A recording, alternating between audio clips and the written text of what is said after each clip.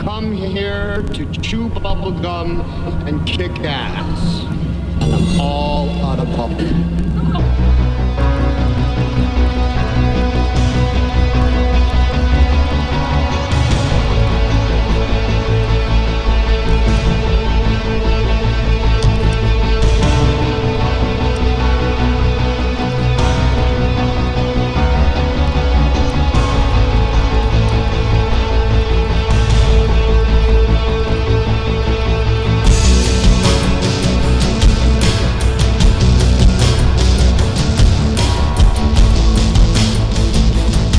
Ladies and gentlemen, boys and girls, children of all ages, welcome to the Bloviating Zeppelins, Berserk, Bobcat, Saloon. The mic is still a little hot.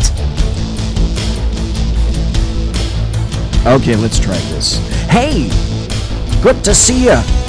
I think you need to belly up to the bar. We've kept your seat, and it's great to see you back.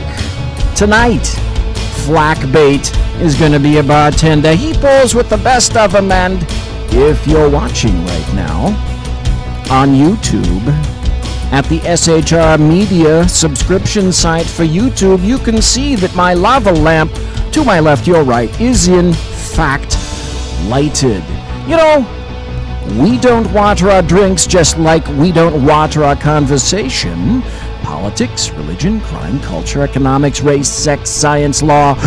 We talk about it all here at the Saloon. Nothing is sacred. The speech is free, but the drinks are not.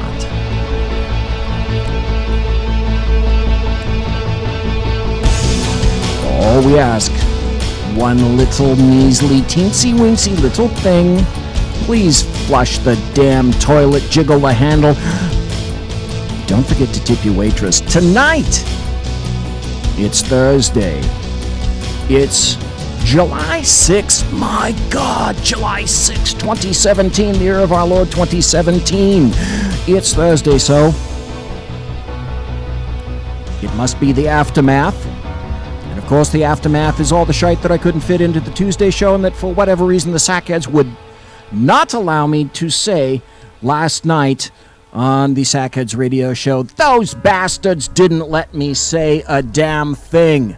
I am so depressed. Talk about radio show hogs. Damn bastards. Well, okay, all right. It is their show, after all. And my mother told me always to be cordial and to recommend people and be complimental. I just made that word up. Complimental. So hello to Kerry Donovan. We have Kerry Baxter Donovan in chat. We still have Jersey Joe. We have Mike. Welcome to Mike. Hello, Dave Milner, the unpleasant blind guy who isn't.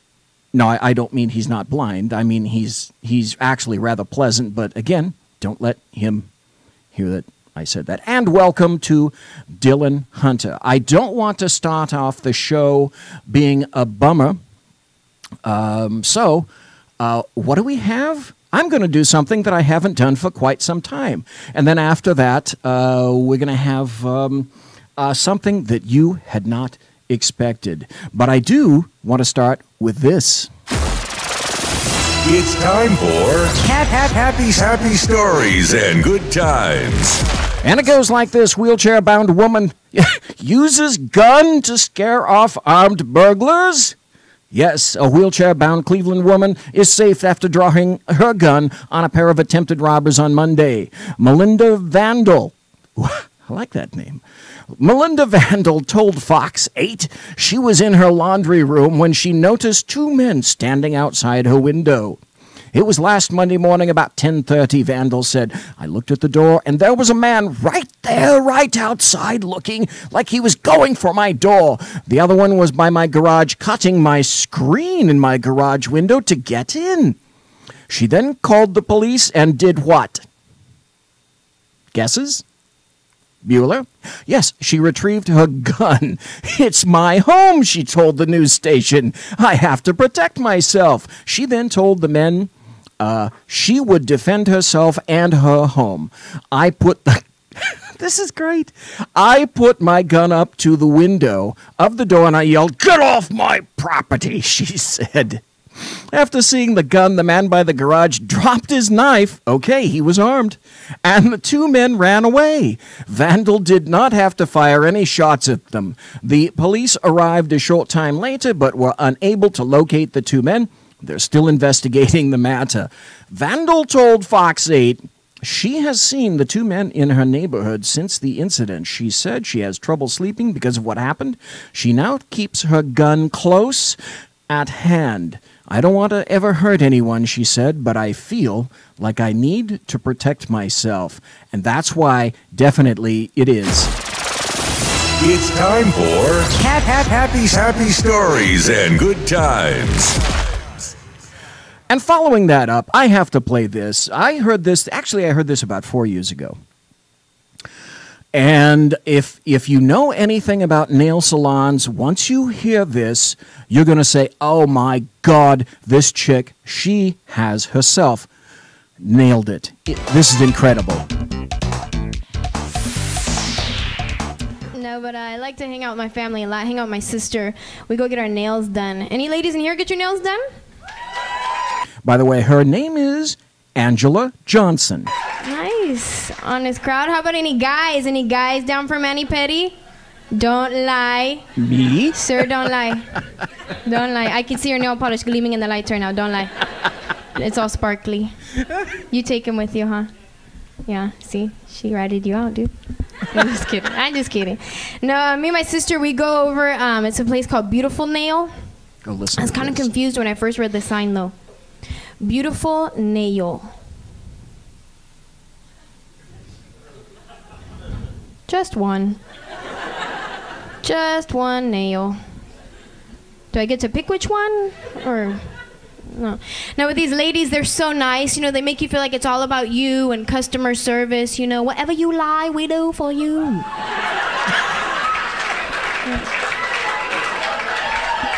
Really nice, yeah. As soon as I walk in, they greet me right away. Hi, honey, what you need today?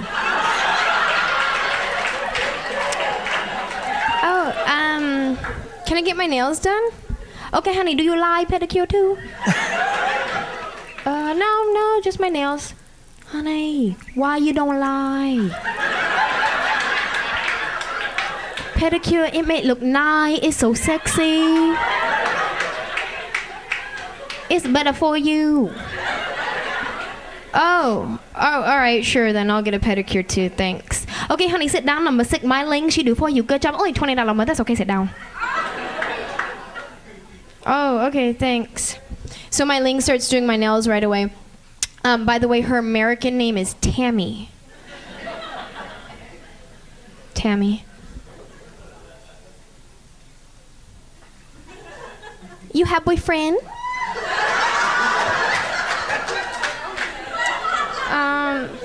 No, I don't have a boyfriend. Honey, why you don't have? You look so pretty, like model, cheerleader, something pretty. You like long or short nail? Short nails, please, thanks. Oh, honey, that's why you don't have a boyfriend. I do for you, long better. All right, fine, I'll have long nails, thanks. It's okay, honey, only $4 more, that's okay. Do you like crystal gel? What? Do you like crystal gel?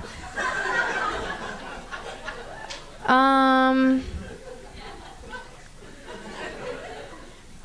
sorry, what?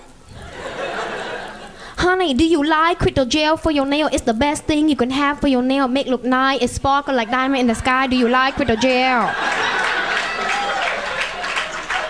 Oh, no, I don't want crystal, that, thanks. Honey, you say to me you do not have boyfriend, I don't want to help you. Oh, okay, fine, I'll have some, thank you. It's okay, and it's better for you, only $6 more. Open it, go wash your hand. All right, thanks, Tammy. Oh, wait, hold on, this one here is a little bit crooked. See that?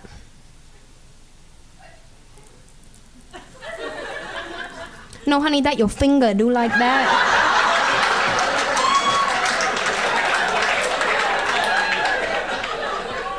funny because my finger didn't do like that before I came in here.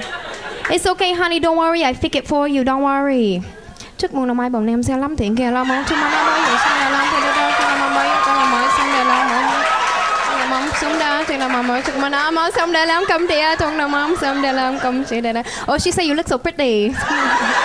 Yeah, you bet she's saying you look so pretty. That was Angela Johnson, and so I really, when I first heard that, I happened to cry, as a matter of fact. But cry not and fear not. We are going to say one thing. Dan Butcher is having some issues right now. And if you were listening to Ken McClinton, all our prayers are going out to Dan Butcher and to his wife, Jane. And they're going to be gone just for a little bit. But if you would be so kind as to keep them in your prayers and keep them close to your heart and close to your vest, Dan will be back as soon as he can. And in the meantime, just to let you know, HP Pundit and all of that media is going to be continued as best as possible with some other editors. And a matter of fact, I think that's why Dylan right now is in the chat room. So welcome to Dylan. Say hello to Dylan in the chat room. And always be gracious and kind when you see him here.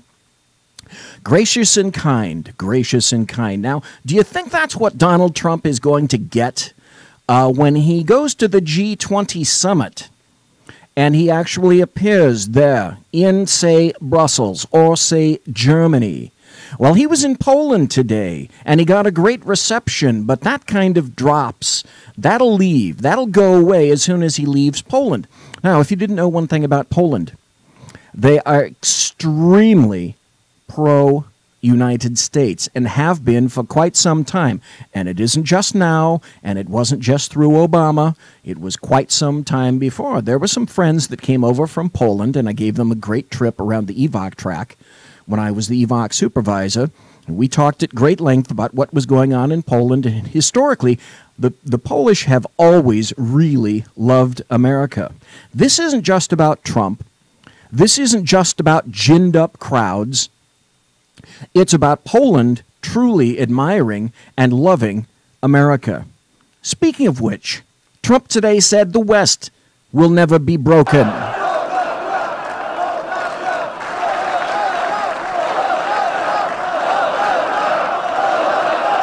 We have to remember that our defense is not just a commitment of money.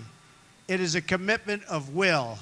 Because as the Polish experience reminds us, the defense of the West ultimately rests not only on means, but also on the will of its people to prevail and be successful and get what you have to have. The fundamental question of our time is whether the West has the will to survive. Thank you. Stop intervening. What do you think? Do you think the European Union has the will to survive? I think the United States does right now under Donald Trump. What about the rest of the people that comprise the European Union through their betters, their superiors, their really unelected ones who make the mandates from Brussels? Do you think they're really much interested in keeping Western civilization? I truly do wonder. Do we have the confidence in our values to defend them at any cost? Do we have enough respect for our citizens to protect our borders? Do we? Oh, stop. Oh, stop. All stop. Ring reverse. Ring reverse, please. Down to the, please, we got to stop the ship. That is not what anyone in the European Union wants to hear. Certainly not Macron in France. And certainly not Merkel in Germany and Italy, etc. They don't want to hear any of those things. Borders, perish the thought. We have the desire and the courage to preserve our civilization in the face of those who would subvert and destroy it. Wonder who he's talking about. You know, occasionally, depending upon the day and the hour, that's the EU itself. Just as Poland could not be broken, I declare today for the world to hear that the West will never, ever be broken. Our values will prevail. Our people will thrive. And our civilization will triumph. Let's hear that again. The West will never, ever be broken. our values will prevail, our people will thrive, and our civilization will triumph. And trust me, leftist camshafts were thrown all across the fruited European Union plain. Oh my God, that is absolutely anathema. That is terrible to anyone in the European Union. And listen to the response they get. Trump's first meeting was with Angela Merkel. He going to have a sit down with Vladimir Putin. Lots of things are going to occur. It's a really big... Now, we talked about this on Sackheads last night, as a matter of fact.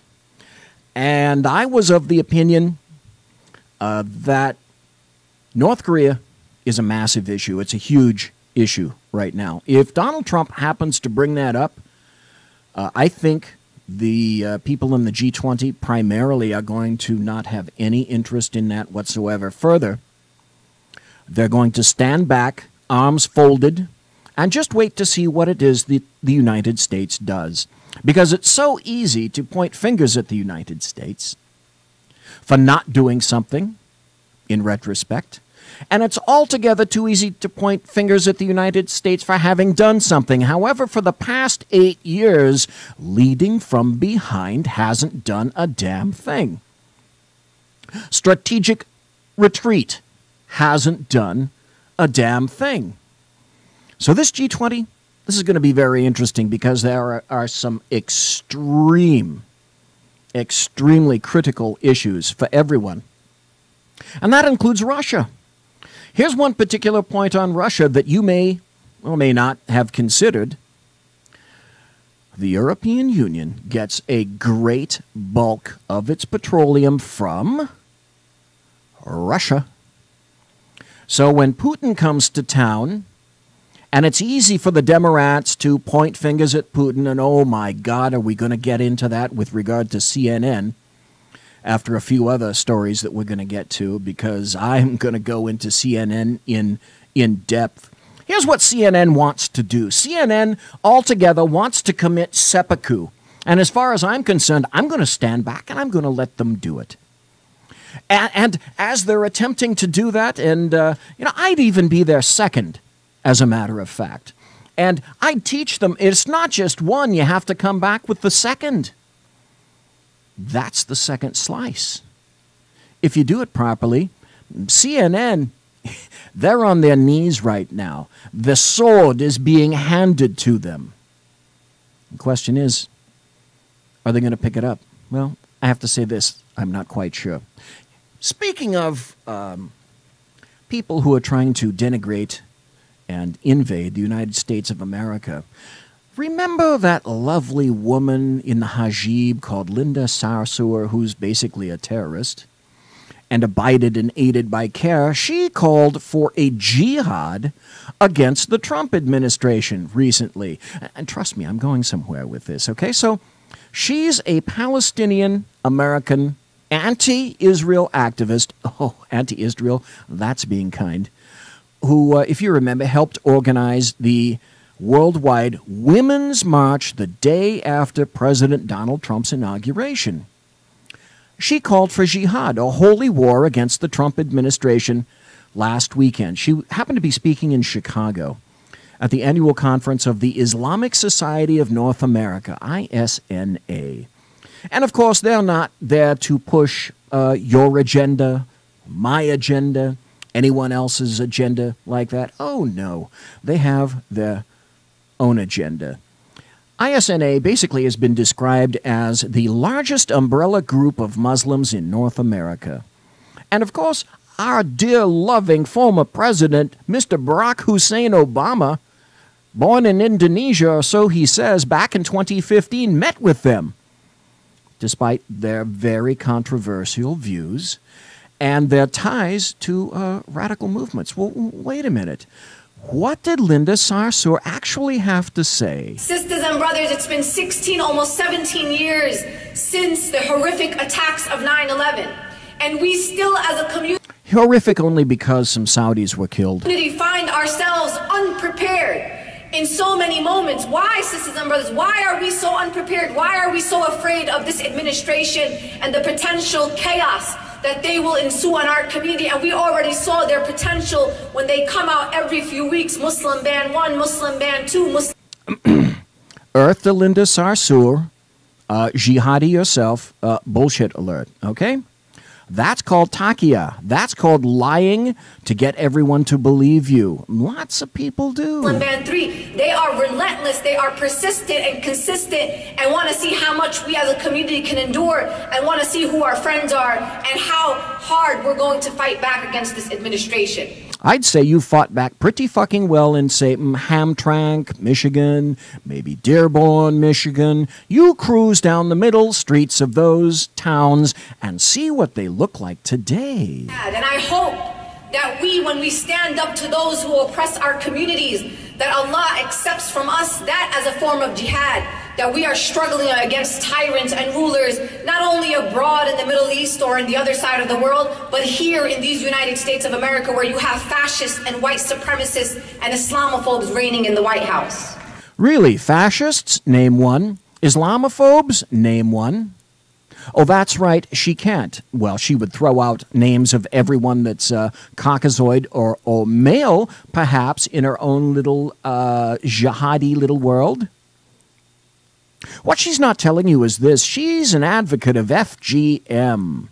Wow, how cool. And yet, the women's marches, feminists are stupid enough to embrace good old Linda, who would just as soon take your little daughters and just nip off their clits. Perfect. Isn't that grand? Wonderful. Let's applaud for her, too, shall we? We have to stay outraged. Do not criticize me when I say that we as a Muslim community in these United States of America have to be perpetually outraged every single day. When I wake up in the morning and I remember who's sitting in the White House, I am outraged. Really? What does outrage look like in Europe? Oh, that's right. It looks like dead bodies after people, usually men, say two words, Allahu Akbar. This is not normal, sisters and brothers. Those people sitting in the most powerful seats in this country is not normal. So do not ever be those citizens that normalize this administration. Question for you. Do you think Linda Sarsour is advocating for blacks? Do you think she's advocating for Asians? Do you think she's advocating for Hispanics? Well, you sure as shit know she isn't advocating for Caucasoids, so who's she advocating for? Because when the day comes that something horrific happens to us or to another community, you will be responsible for normalizing this administration. Our #1 and top priority is to protect and defend our community. It is not to assimilate and to please any other.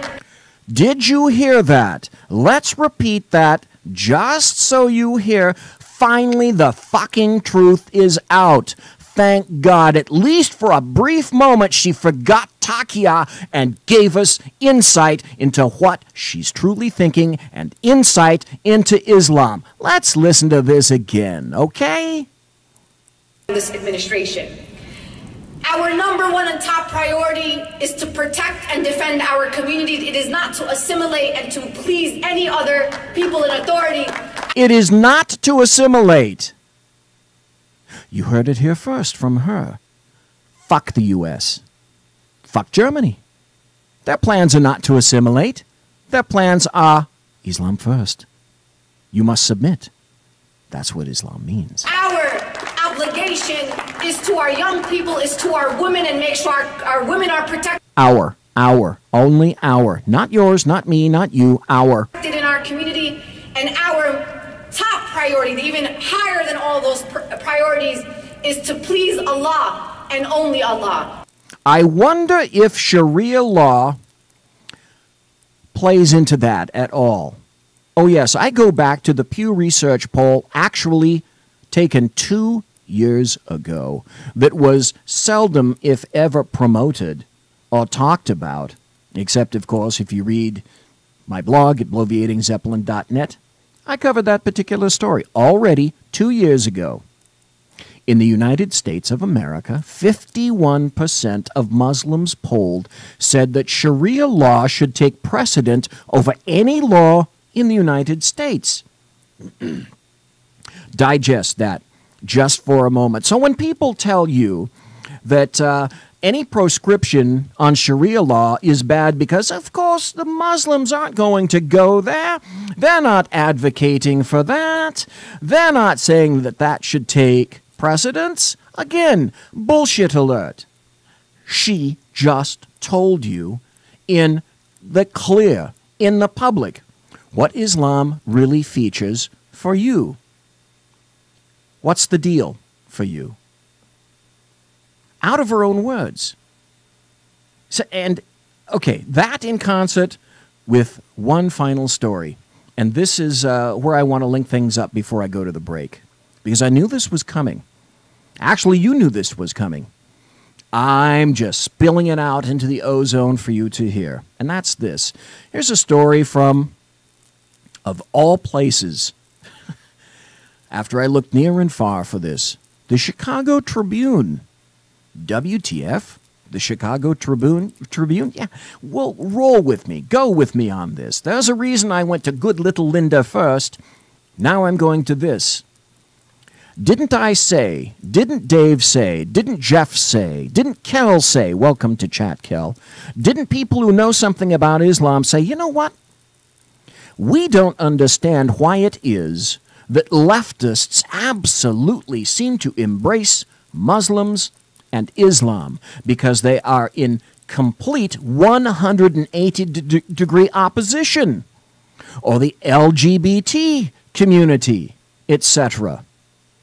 Hey, what a grand day it is to throw homosexuals off the roof of various buildings in the Middle East and watch them splat as they hit the ground. My, that's a grand time. But here's an article now, because it's here in the United States, and this is going to be a growing issue. Malaysia, Indonesia, coming to the United States. Just you wait. Malaysia, Indonesia, Muslim groups call for Starbucks boycott. Well, wait a minute. I thought leftists loved Starbucks. I thought leftists loved Islam. Well, hey, this is from the Associated Press. 2 Muslim groups in Malaysia and Indonesia have called for a boycott of Starbucks. Muslim groups in Malaysia and Indonesia have called for a boycott of Starbucks because of the coffee chain's support for LGBT rights. Well, no, that can't be. I think we need, as good leftists, we need to stand back a little bit and look at the story, because this, I'm sure, this can't be true. Malaysian group Perkasa, which supports a hardline form of Islam and nationalism, this week called on its more than 500,000 members to stay away from Starbucks coffee shops. This week and last, leaders of Indonesia's second largest mainstream Muslim group, Muhammadiyah, with an estimated 29 million members, denounced the chain in Indonesia. Well, what do we know about Indonesia? That's the largest conglomeration, the largest population of Muslims on the planet, not the Middle East. So when President Trump says that from 7 particular nations, now 6, we're going to have a travel stay until we figure out about them, well, everyone said it was a Muslim ban. That's odd. I didn't see anyone banned from the largest population on the planet of Muslims in Indonesia. At a 2013 shareholders meeting, Schultz responded to a shareholder who thought the coffee maker's support for gay marriage hurt the bottom line. Not every decision is an economic decision, Schultz said. The lens in which we're making that decision is through the lens of our people. Our people. Whose people? I wonder who might that be. Perkasa continued by saying in a statement that the Malaysian government should revoke the trading license given to Starbucks and other companies such as Microsoft and Apple that support LGBT rights and same-sex marriage. Ladies and gentlemen, boys and girls, children of all ages, I told you this is coming. I told you this is going to be an issue. Dave told you, Kel told you, Jeff told you, the EDL told you. Guess what? It's becoming an issue. Stay with me. Come right back. Conservative media done right. You're listening to the SHR Media Network. Breaking news. According to the latest report coming out of SHR Media, a merchandise store to support both the Reaver of Common Sense and SHR Media has just been unleashed to the general public. Be forewarned that this site can be contagious and numerous items can be purchased to support the best news programming. Go to Reaver.one website and click on the store link to check out the merchandise. Hello, I'm Matt, a student at Hillsdale College. Here is Hillsdale President Larry Arnn on the continuing relevance of the Constitution. Many argue today that the Constitution is outdated because it addresses problems peculiar to the 18th century. Some parts of the Constitution do read rather quaintly. Consider the injunction against titles of nobility in Article 1, Section 9 of the Constitution. But is that so outdated? The purpose of the injunction is to prevent the government granting special privileges to some for partisan reasons. This strikes at the heart of the rule of law. The crony capitalism so common today is a place where the government bestows favors and tax dollars on some businesses to give them a leg up over others. This is exactly the kind of thing the Constitution was meant to prohibit. The Constitution is not so outdated after all. This Constitution Minute was brought to you by Hillsdale College. To join the national conversation on the Constitution, go to constitutionminute.com. Times are dark. The people misled by corrupt politicians, lied to by establishment media, and deceived by the false messages of Islam. A nation in confusion needs a guide. It needs a man with a cane. I'm Dave Milner. Join me on Spreaker, SHR Media, High Plains Talk Radio, Live Rebooting Liberty, and YouTube for a unique brand of commentary on the unpleasant blind guide. Because truth is not always pleasant. In a world controlled by corrupt politicians. You got a business. You didn't build that. A team of ordinary men emerge from the ashes to give voice to the voiceless and hope to the hopeless. Sackhead Sean. Dude, I'm not saying cough for a stupid program. Sackhead Clint. All good friends of ours usually show up drunk. Also starring Saka as the producer. I'm a little bit drunk, 'cause I'm drinking. They are the Sackheads Radio Show. Every Wednesday at 8 p.m. Pacific on shrmedia.com. President Trump says he's sending federal Beware, the Jersey Takeover is here. Every Monday through Friday, 11 a.m. to 1 p.m. Eastern Standard Time. You can catch the Reaver of Common Sense show, hosted by Jersey Joe, right here on shrmedia.com and highplainsdailynews.com. Only Jersey can deliver hell like no one else, so consider this your fair warning.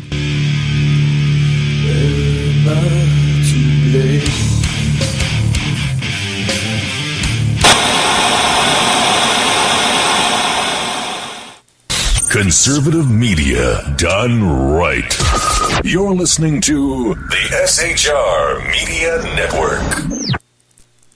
In a world where insanity reigns supreme and safety pin manufacturers are running out of metal for the diapers of the leftists, it's comforting to know an ancient, fat, long-haired, bearded reprobate has your mind in mind. Ladies and gentlemen, boys and girls, children of all ages, broadcasting behind enemy lines in occupied California, and despite every attempt by the SHR Media Network to revoke his shameless contract, we return to the bloviating Zeppelin's Berserk Bobcat Saloon. Ladies and gentlemen, boys and girls, children of all ages, welcome back indeed to the bloviating Zeppelin's Berserk Bobcat Saloon. It is Thursday. Therefore, it is the aftermath, the thing that I quantify as all the shite that I couldn't fit into the Tuesday show and for whatever reason was proscribed from talking about by Sackhead Sean and Sackhead Clint because of their officious, overbearing nature. You still need to listen to the damn show every Wednesday at 8 p.m. Same time, same bat channel as me. Plus, I need to say this. Ken McClinton is on his own network now, and what we have is a finer introduction. We have Jersey Joe, the Reaver of Common Sense, in the Pacific, at the far left coast. He comes on in a loving fashion at 6 p.m. In the right coast, he comes on in a loving fashion at 9 p.m. And Jersey Joe is on right here on the SHR Media Network Monday through Friday for 2 hours every night. How the hell does he do it? It's because he's superhuman. No, I'm not kidding. Jersey Joe is superhuman. That's how he does it. That's why he's here on the SHR Media Network. Look, Sean and Clint and even Dan searched long and wide and far for someone that was not unlike a god, small g. And so they found Jersey Joe, who it turns out, luckily, was never a morning person. So guess what? The schedule has changed. Now Jersey Joe is happy as a clam. Although I have to say, I have never personally witnessed happiness on the Gesicht of a clam. Have you? If you have, send me an 8x10 glossy of a happy clam to bz@reagan.com. bz@reagan.com, because I have never seen one. Speaking of happy clams, there were no happy clams whatsoever in Chicago. You could perhaps say that downtown Chicago this past 4th of July weekend was not unlike some of the grand times that you would have in downtown Baghdad.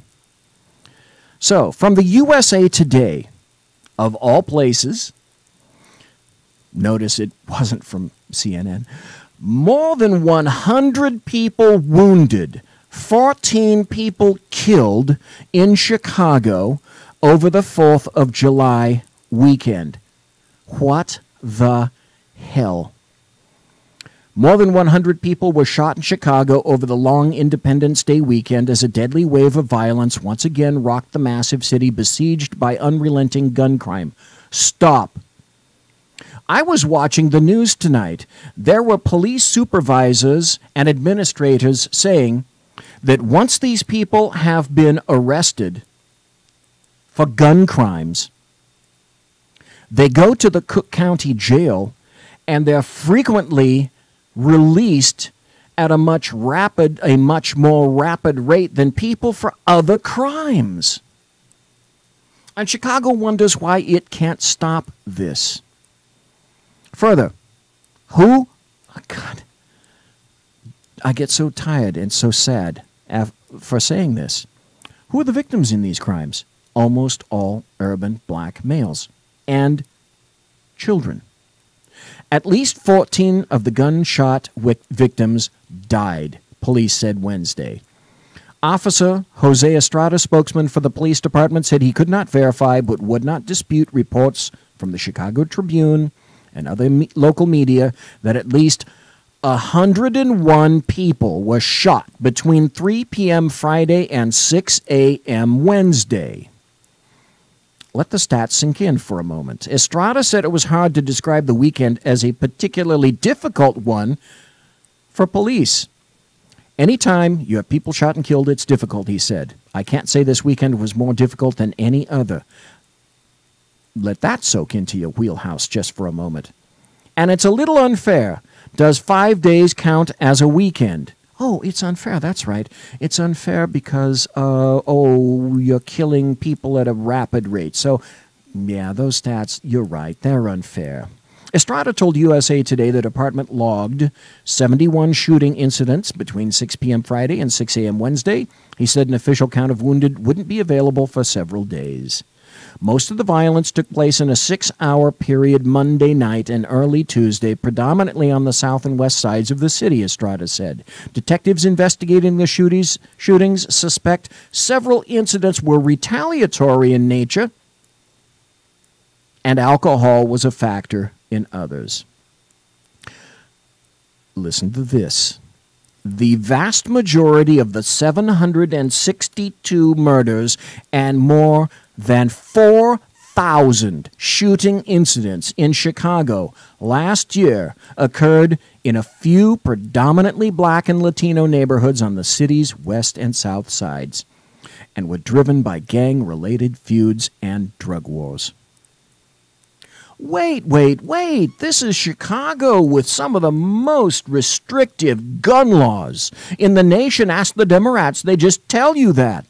Oh, and it's run by the loving, soothing hand of Rahm Emanuel, who he knows everything that there is to know about making things good for little leftists and urbans all through the fruited plain. Does he not? Apparently he does not. But as we're talking about leftists, let's chat about Facebook just for a moment, shall we? Because if you're on Facebook, I just recently got on Facebook, thanks to my wife, courtesy of her. Thank you very much. Don't know how to make it run, but that's my problem, not hers. Here's an interesting article that I found on Breitbart that goes like this. Facebook clamps down on, quote, low-quality links on news feeds. Low quality.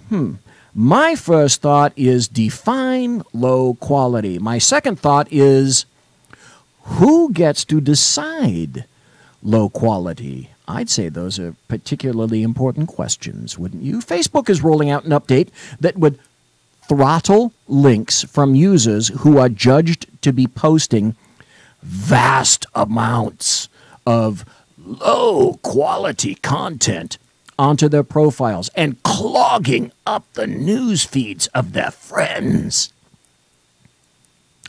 They said, our research shows that there is a tiny group of people on Facebook who routinely share vast amounts of public posts for days, effectively spamming people's feeds. Facebook's VP of Newsfeed said in a blog post, our research further shows the links they share tend to include low-quality content. Okay, who determines that? Oh, that's right! Facebook and good old Mark the God. Low-quality content, such as, now they say, clickbait. Okay, I wonder if you would ever consider CNN clickbait. Oh, we're going to go there in just a moment. Hold that thought. Sensationalism. Well, wait. The entire Fifth Estate is fucking built upon sensationalism. Ever hear that phrase, if it bleeds, it leads? To me, that sounds a bit like sensationalism, doesn't it to you? And misinformation. Oh, who do you think of first? Yeah, hold that thought. While links will be restricted, no other forms of posting will be affected, they say. Facebook confirmed that, quote, this update will only apply to links such as individual articles, not to domains, pages, videos, photos, check-ins, or status updates. Rob Waugh, writing in the Metro, lamented that pictures of people's breakfasts or little maps showing how far they've jogged would not be removed from the feeds. Isn't that good to know? Huzzah, huzzah. Facebook, the leftist little Facebook, once again, doing its job. Thank God Facebook is doing its job. I wonder who else might be doing their job. Would that be CNN? Do you think that perhaps CNN has had some issues very recently here? You know, President Trump. I was talking about President Trump a little earlier. President Trump might tweet a lot of things that might involve, say, hyperbole. But there's one thing he's written that absolutely is true, and that's this. CNN is most certainly fake news. It's, let's see, CNN, how do I count thy ways? Let's see, it's biased news, lazy news, incurious news, unprofessional news, languid news, impotent news, selectively outraged news, haughty news, elitist news, ambiguous news, entitled news, agendized news, self-absorbed news, narcissistic news. Thy name is CNN. And these days, frightened news, cowardly news, bleeding dollars, laying off staffers, hemorrhaging readers. They are losing people, control, and money. They are in what I term desperation mode. And as with anybody who's desperate, They're not thinking straight. But, you know, you have to ask yourself a question. Could they ever? They're like the person that I said on Sackheads last night. They're drowning in the middle of the ocean. If you throw them a life preserver, that might not do it. And if you come close to them as they're going down, they're going to take you with them. So just as we learned despicable things about Planned Parenthood, James O'Keefe's Project Veritas is uncovering tons of despicable things about, finally, the American media maggots in the guise of CNN. They had a bunch of videos. James O'Keefe's job through Project Veritas is to pass on things to you that show you just how it is in certain schemes. They revealed Planned Parenthood. And, of course, what did the state of Fornicalia do? It had to lock up the messenger because we can't let this shite get out. That's what leftists do. But you need to see these videos, and you need to hear these videos, because naturally CNN is not going to address any of this stuff on air. Likewise, other media groups are not going to address that stuff on air, and is going to eschew the stuff that that James O'Keefe has collected. But he has done nothing but prove over and over again and this is true, in how much disdain and utter contempt CNN holds for you, the viewer, the news consumer. Jeff Zucker and CNN believe you to be, in many cases, you are, except the bulk of my readers and my listeners here in the saloon, completely ignorant dupes, and they like you that way. They expect you to buy their bullshit because of the long and careful crafting of their brand, which now is beginning to unwind and literally fall apart despite their so-called, best efforts. Their first video, Project Veritas's first video, featured a CNN supervising producer, a guy named John Bonifield, who readily admitted that the Russian theme regarding President Trump is first unmitigated bullshit, and second, and he says that, and second, a theme pushed by CNN CEO Jeff Zucker over and above everything else. So you believe like the Russia thing's a little crazy, right? Even if Russia was trying to swing an election, we try to swing their elections. We're in our CIA and doing shit all the time. Like, we're out there trying to manipulate governments. Like, I haven't seen any good evidence to show that the president committed a crime. I know a lot of people don't like him, and they like to see him get any evidence to indicate the president has committed a crime. That's a lot different than that he actually did something that can get him kicked out of office. Then why is CNN constantly like Russia this, Russia that? Because it's ratings. Because it's ratings? Our ratings are incredible right now. Ratings. Because of so my boss, I shouldn't say this, my boss a couple days yesterday, we were having a discussion about this dental shoot, and he's like, I just want you to know what we're up against here. And he goes, just to give you some context. Now this is this guy, John Bonifield. He is a supervising producer for CNN. President Trump pulled out of the climate accords, and for a day and a half we covered the climate accords, and the CEO of CNN said in our internal meeting, he said, good job everybody covering the climate accords, but we're done with it, let's get back to Russia. The CEO? Yeah. Oh my god. So even the climate accords, he was like, okay, a day or so, but we're moving back to Russia. Yeah. I mean, I understand. Why? Because it wins. It's groovy. People dig it. They like it. And they're buying it. Because CNN is spoon-feeding it out to the stupid, the bumbling, the ridiculous. It's all ratings, right? Oh, it's a business. It's a business. People are like, the media has like an ethical... But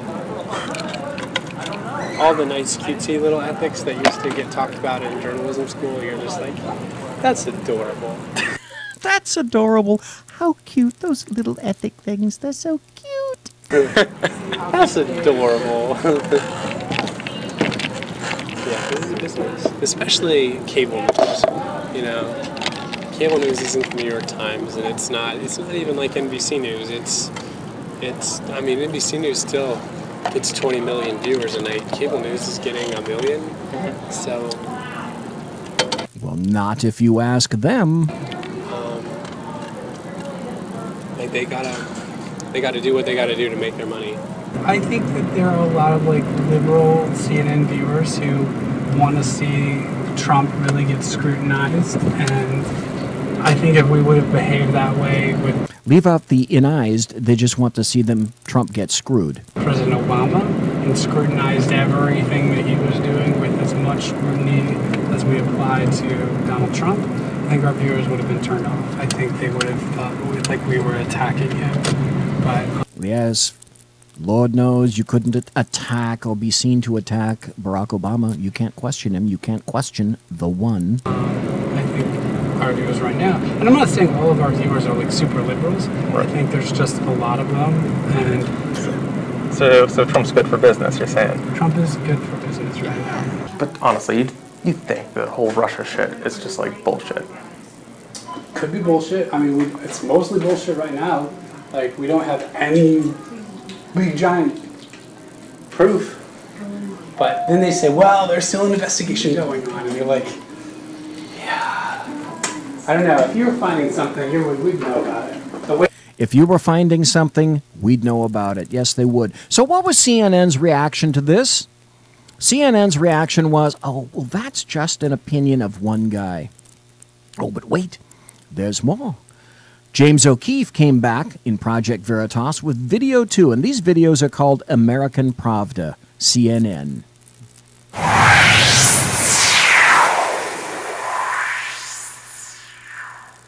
Other presidents tried to say nice things about the Russians and other, warm things in their heart and they love, not in the face of an active attack on the country. That's Van Jones, who was in the Obama cabinet. Excuse me, not in the Obama cabinet himself, but he was an advisor. For a time, he was a czar. He's an avowed socialist. He's an avowed communist working for Barack Hussein Obama. Oh, and he's also a commentator on CNN.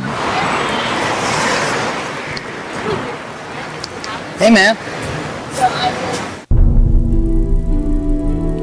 By the way, they are about to talk to Van Jones. Really? Then why is CNN constantly like... The Russia thing is just a big nothing burger. Russia this, Russia that. Because it's ratings. I would encourage everybody in this room and frankly everybody across the country to take a look at it. Changing it from fake news, though. Doesn't that undermine... Very fake news. I know, but aren't you... The Russia thing is just a big nothing burger.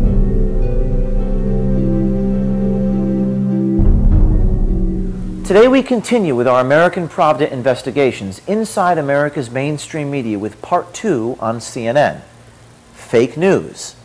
The Russia story.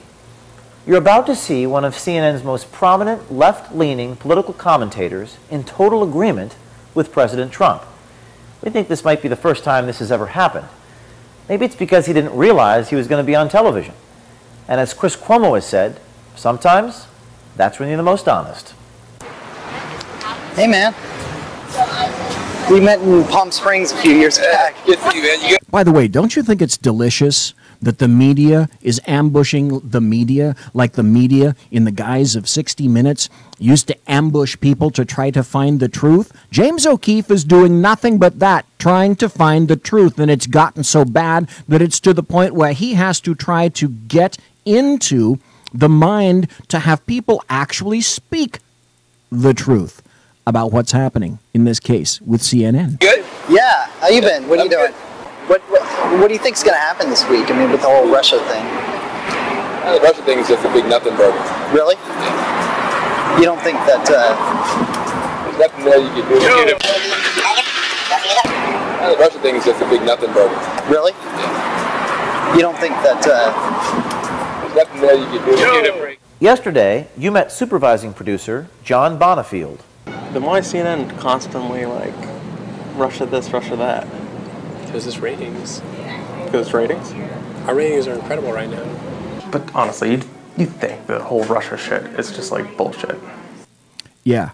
Are their ratings really good right now? We'll get to that. Could be bullshit. I mean, it's mostly bullshit right now. Like, we don't have any big giant proof. But CNN's response, quote, CNN stands by our medical producer, John Bonifield. Diversity of personal opinion is what makes CNN strong. We welcome it and embrace it. Unquote. Good, because Bonifield says he was not alone in his cynicism for the news business, and Van Jones agrees with him that the Russia story is bold. So I love the news business, but I find it so I'm fascinating. very cynical about it. At the same time, so are most of my colleagues. Cynical. That reminds me of an Olivia Newton-John song. Let's get cynical, cynical. I want to get cynical. Yeah, it's like... I'm not alone. The Russia thing is just a big nothing burger. Really? The organization is reeling. The president is posting headlines about our investigation. Oh. And even mainstream media is paying attention. White House spokesperson Sarah Huckabee Sanders has a recommendation to all. There's a video circulating now, whether it's accurate or not, I don't know, but I would encourage everybody in this room and frankly, everybody across the country to take a look at it. So there you have it. Van Jones admits the Russia story is just a nothing burger. Bonifield says it's all about ratings.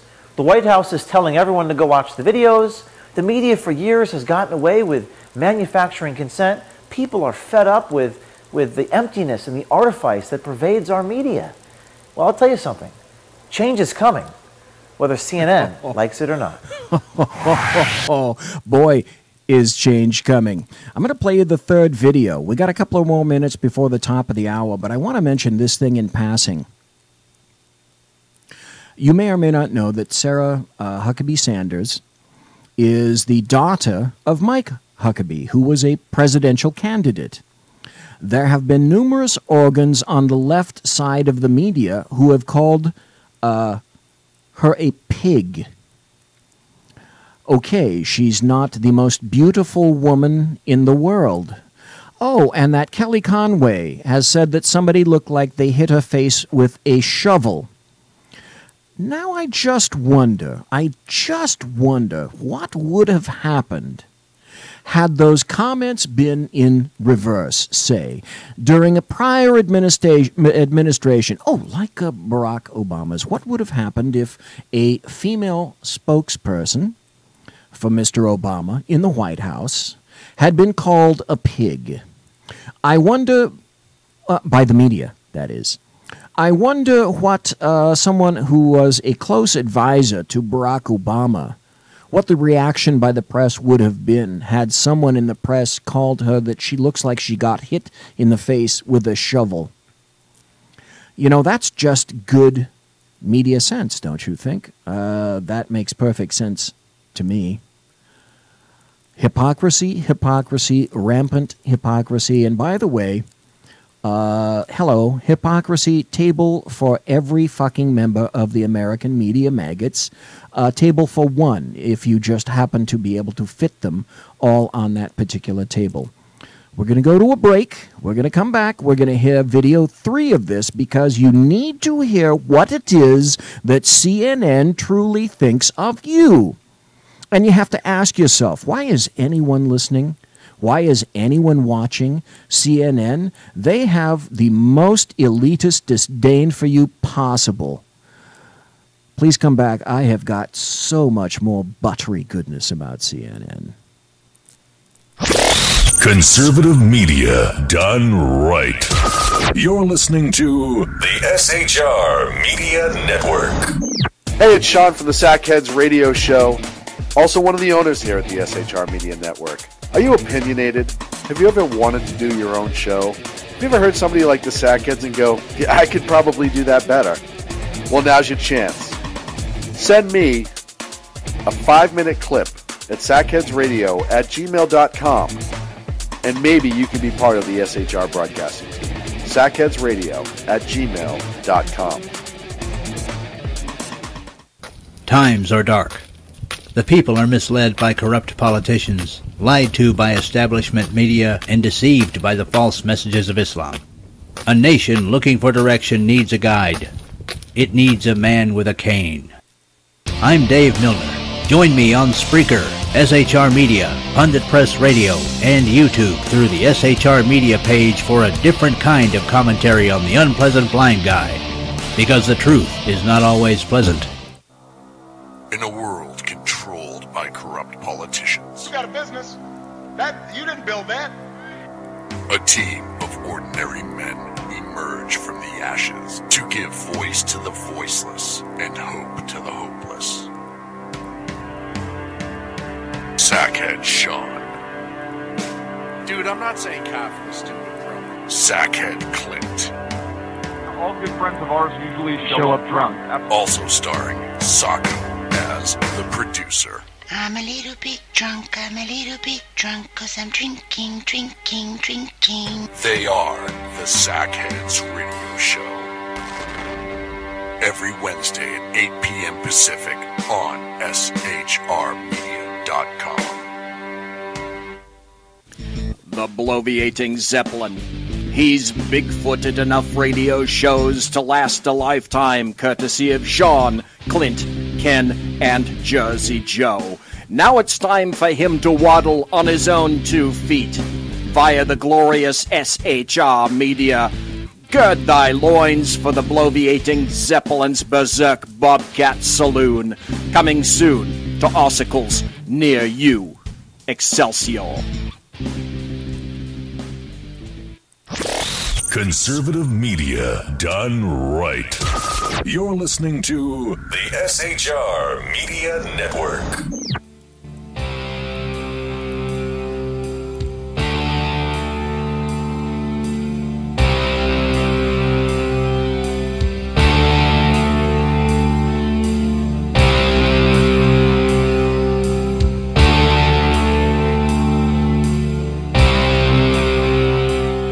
Ladies and gentlemen, boys and girls, children of all ages, this is hour 2 of the Thursday show, The Aftermath, in the Berserk Bobcat Saloon. We got a lot of people in chat tonight. I'm very happy to see that Mary Brockman has come in. Of course, no one has sat in Mary Brockman's chair. You can tell which one it is. It's the one with Mary Brockman embroidered on the back side of the chair, and all the bartenders make sure that no one sits in the chair until she's here. In chat, continuing, there is Carrie Baxter Donovan, there is Mike, there is Dave. Kel, welcome to Kel, and it's good to see Mary in chat.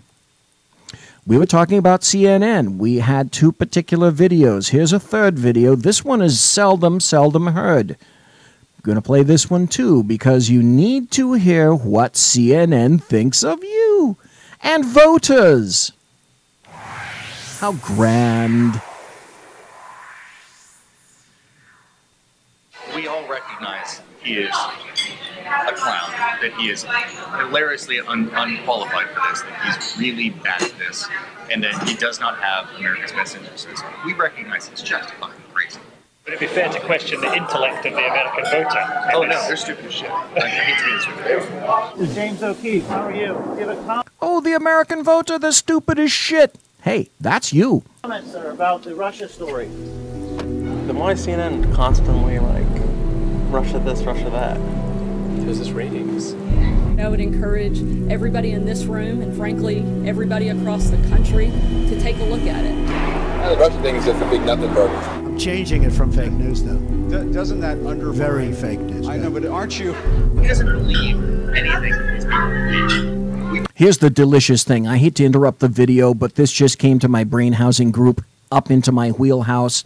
This is the first time that any significant pushback has been encountered at the behest of what I call the American media maggots. They don't know what to do. They're absolutely gobsmacked that people are starting to disbelieve them. Recognize it's justified and crazy. Mr. Zucker, this is James O'Keefe. How are you? Give a comment, sir, about the Russia story.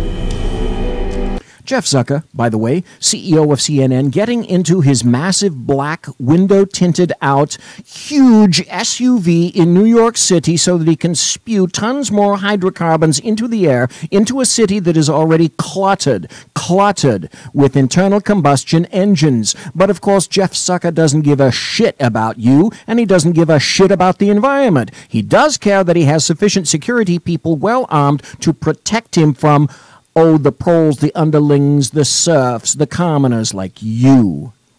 You stupid as shit voter.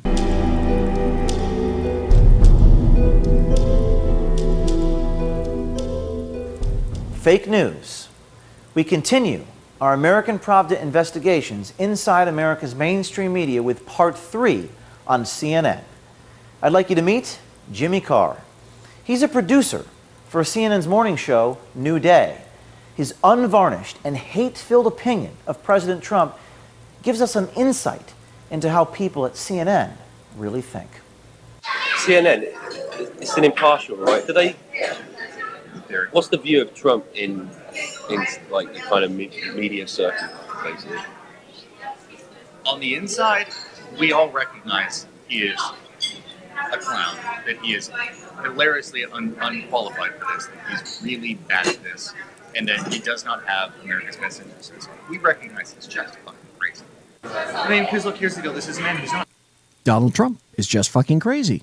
That's funny. He seems to be doing a lot of good things and undoing the stupid shit that was completed in 8 years under Barack Hussein Obama. That also is throwing the camshafts of the leftists whose heads are continuing to explode all across the fruited plain. I'm loving it. By the way, CNN, I'm burnishing and polishing your seppuku knife even as we listen to these videos. Not actually a Republican. He's not actually a Republican. He just adopted that because that was the party he thought he could win it. He doesn't believe anything that these people believe. The man's on his third wife. I guarantee you he's paid for abortions. He doesn't give a shit about abortion. He doesn't care about gay marriage. He doesn't even really care about the budget. Right. The man's upping the budget even though he promised to rein it in. You mean he'd be pro-gay marriage or anti-gay marriage? I don't think he gives a shit. Our critics will say Jimmy Carr only speaks for himself. But he told us in no uncertain terms that almost everyone at CNN agrees with his sentiments. 90% of us are on board with just the fact that he's crazy. What do you mean, 90% are on board what? With her? No, I wouldn't say with her, but just acknowledge the fact that he's batshit. 90% that he's batshit crazy. My direct quote. Carr doesn't have a very high opinion of CNN's audience either. Would it be fair to question I don't want to be rude here, be careful how I put it. You're at least some percentage Irish, Scottish. Would it be fair to question the intellect of the American voter? Oh no, they're stupid as shit. I hate to be this way. There you go. That's what 90%, probably more, of CNN thinks of you. His harsh words didn't stop there. Now, and of course, the thing that pisses the White House off, because we actually had that awful woman, Kellyanne Conway, you know, the blonde. Who's sorry? Kellyanne Conway. What's she look like? Is she the one with She looks like she could be shot. There you go. That's how you quantify Kellyanne Conway. She looks like she got hit with a shovel. I knew we'd get to that. Isn't that great? Leftists. Thy name is hypocrite. Carr reiterated what we've heard from other CNN staffers that we filmed. This is John Bonifield from CNN's Atlanta headquarters. Did you get the location this time? Paul Farri of the Washington Post? Then why is CNN constantly like, Russia this, Russia that? Because it's ratings. Because it's ratings? Our ratings are incredible right now. And he goes, just to give you some context, President Trump pulled out of the climate accords, and for a day and a half we covered the climate accords, and the CEO of CNN said in our internal meeting, he said, good job everybody covering the climate accords, but we're done with it, let's get back to Russia. Back to Trump. Back Carr to Russia. Reaffirms that it's CNN's brass that wants the Russia story because it's good for the ratings. Money. It's decisions made by people higher than me, and if they go, wow, your ratings are soaring right now, keep up what you're doing. Well, what we're doing is Russia, ISIS, London terror, shooting in Chicago. If that's it. Carr says it's ratings. Shooting is in Chicago. That's right, buttery good leftists not giving one fuck, much less a collection of fucks, about the plight of the urban blacks in Chicago. It's just good business. It bleeds. It leads. You guys are on your own. And CNN host and political commentator Van Jones says the Russia story is fake news. The Russia thing is just a big nothing burger. Really? You don't think that... There's nothing there you can do to get a break.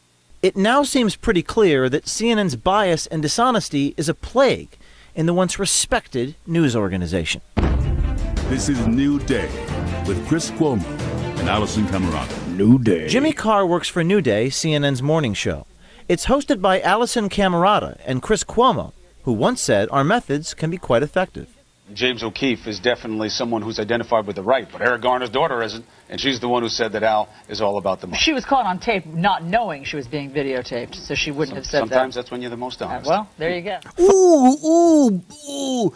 Slice, hack, parry, thrust. Sometime that's when you're the most honest. Funny enough, we found further evidence of CNN's culture of malpractice and deception on New Day itself.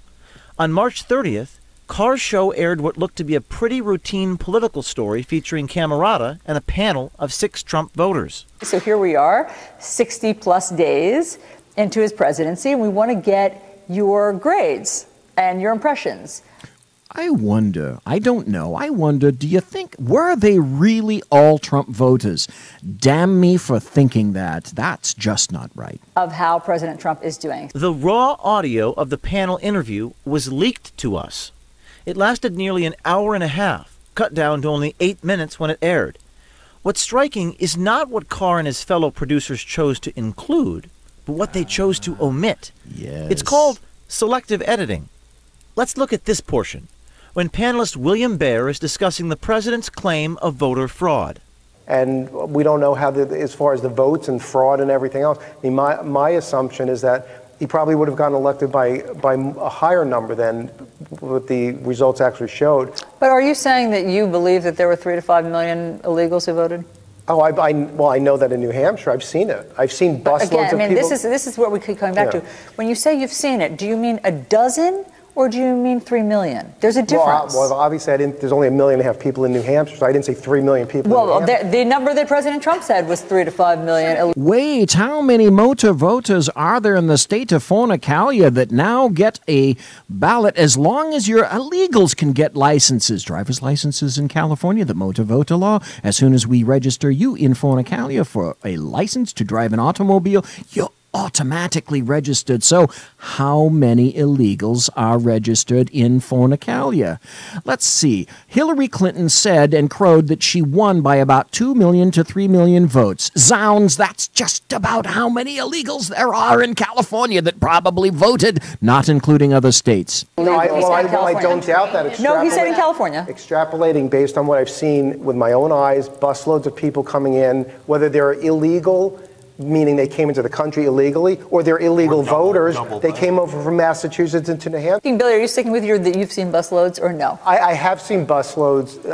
I guess I can't cite the busloads that I've seen and where I've seen them, but on television I've seen it. Baer is painted as a conspiracy theorist. Look at the on-screen chyron. Quote, Trump voters on his unproven voter fraud claims, unquote.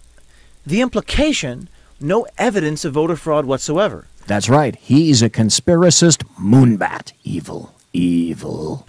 When Camerata asks for proof, the panelist has no answer. Or so it seems. Here's the raw audio from immediately after the edit. I have seen busloads. I guess I can't cite the busloads that I've seen and where I've seen them, but on television I've seen it. And I mean, has anybody looked into what James O'Keefe has done when he went undercover to these various polling places? I know, but he went in and basically was ready to vote as somebody else. Nobody asked for ID. I was actually a poll watcher in New Jersey, and I saw what was going on there. There were college students voting, and you use a, that's right, or you use a provisional ballot, and it's never challenged. They just put it right through. I mean, this is common. And this is from a man who knows what he's talking about because he was there watching this happen right in front of his face. At the moment, Baer is... But wait, that didn't get stuck into the program, did it? No. About to cite the evidence to support his claim. CNN ends the clip. The piece suggests that Baer did not have a legitimate answer to Camerata's question. In actuality, The answer was cut because it didn't fit their narrative. This is a textbook lie of omission. In the last week, CNN's credibility as a news organization has been put in serious doubt. There's an article. Here's the what you can't see on the video is this. This is a headline on the front page of the New York Post. CNN, the most busted name in news. We wondered what CEO Jeff Zucker would have to say about it. This is James O'Keefe. How are you? Do you have a comment, sir, about the Russia story? Okay. That was pretty cowardly there, wasn't it?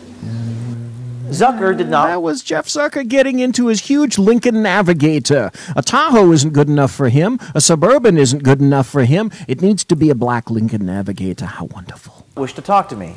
That's not surprising. His network has been exposed as not merely just biased, but corrupt and deeply dishonest. His leadership must now be in question. In the final analysis, this is about a conflict of visions between a dying legacy mainstream establishment media that seeks to characterize and interpret reality versus an American people that craves unfiltered, raw, real, true information. No more fake news. Perfect. And then there was the fourth video, and I'm glad that you're listening. Please continue to listen. Thank you for listening live.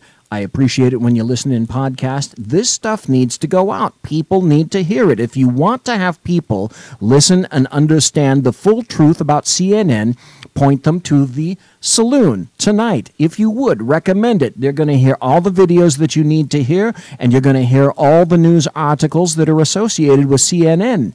And then go to my blog at bloviatingzeppelin.net, because if you thought the one meme that I'm going to talk about in the not-too-terribly-distant future was funny, I have a lot of really, a bunch of others that are even more funny than the one that everyone is laughing at and pointing at. Here's part 4.